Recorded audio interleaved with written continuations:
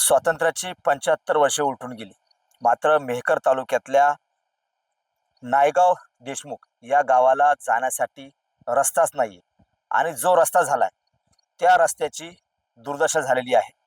अतिशय म्हणजे त्यावरती डांबर सुद्धा शिल्लक नाहीये. तुम्हाला रस्ता दाखवतोय. नायगाव देशमुख ते उमरा फाटा म्हणजे जवळपास 4 किलोमीटरचा रस्ता आहे आणि त्यासमोर देऊळगाव साखरशा म्हणजे 3 किलोमीटरचा टोटल रस्ता जो आहे तो 7 किलोमीटरचा आहे. आणि 7 किलोमीटर रस्त्याची जी अवस्था झालेली आहे ती या दृश्यामध्ये तुम्हाला दिसते. अतिशय म्हणजे जो रस्ता झालेला 2004 ते 5 दरम्यान हा रस्ता झाला होता आणि या रस्त्यावर तेव्हापासनं कोणत्याही प्रकारची डागडुजी असेल, डांबरीकरण असेल, कोणत्याही प्रकारची दुरुस्ती झाली नाही आणि तेव्हापासून हा रस्ता अशाच प्रकारे पडलेला आहे. आपण जर पाहिलं तर जवळपास या नायगाव देशमुख गावामध्ये 2000 नागरिक राहतात. शाळकरी मुलं जे आहेत ते सुद्धा इथून देऊळगाव साखरशाला शिकायला जातात, मेहकरला शिकायला जातात. त्यांना रस्ता खराब असल्यामुळे बस येत नाही आणि बस नसल्यामुळं अनेक विद्यार्थ्यांचं शिक्षण जे आहे ते अपूर्ण त्यांना सोडावं लागलं. अनेक जे रुग्ण आहेत त्या रुग्णांना सुद्धा या रस्त्याने जावं लागतं. अनेकांना या ठिकाणी रस्त्याने अपघात झालेत, अनेक जण जखमी झालेत, जायबंदी झालेत, तर अनेकांचा मृत्यू सुद्धा झाल्याचं गावकरी सांगतात. मात्र प्रशासनाकडे वेळोवेळी तक्रार करून सुद्धा प्रशासनानं कोणतीही या ग्रामस्थांची दखल घेतली नाही. परिणामी ग्रामस्थ आता आंदोलनाच्या पवित्र्यात आहेत. काही ग्रामस्थ आहेत ज्यांनी वेळोवेळी प्रशासनाकडे तक्रारी केल्या. काय नेमकी तुमची मागणी, सध्याची परिस्थिती दिसते तुम्हाला? काय परिस्थिती सध्या या तुमच्या रस्त्याची? मी नायगाव देशमुख येथील रहिवासी. नायगाव देशमुख ते देऊळगाव साखरशाला जाणारे आमच्या नायगाव देशमुख येथील ज्येष्ठ रुग्ण असतील, नागरिक असेल, विद्यार्थी असेल, गरोदर महिला असेल, यांना आमच्या गावामध्ये प्राथमिक कोणतीही गोष्ट नसल्यामुळं आम्हाला पूर्ण वाहतूक देऊळगाव साखरशालाच करावं लागतं.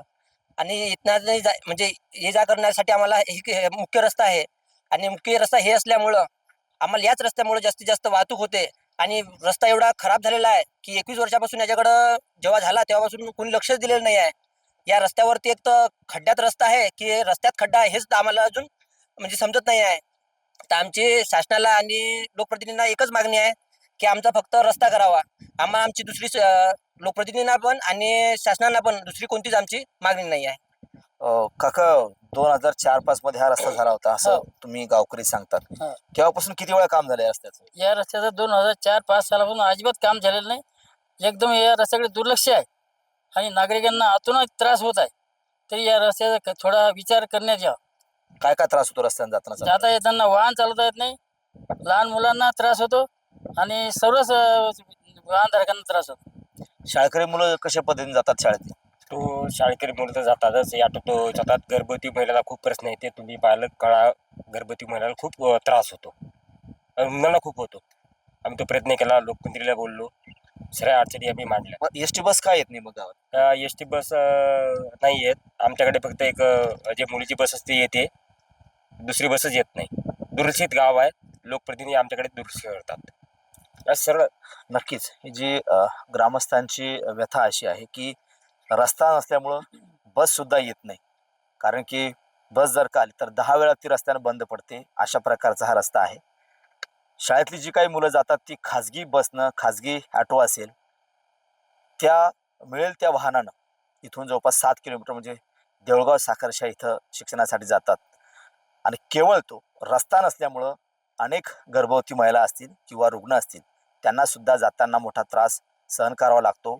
अनेक जण मृत्युमुखी पडलेत. मात्र प्रशासनानं इथल्या नायगाव देशमुख ग्रामस्थांचं गेल्या 20 वर्षापासून एकही घरानं ऐकलं नाही आणि त्यांना या ठिकाणी आपण पारतंत्र्यात राहतो की स्वातंत्र्यात राहतो असा प्रश्न पडलेला आहे. कॅमेरामन निलय देशमुखचा गणेश सोळंकी, TV9 मराठी, नायगाव देशमुख, मेहकर, बुलढाणा.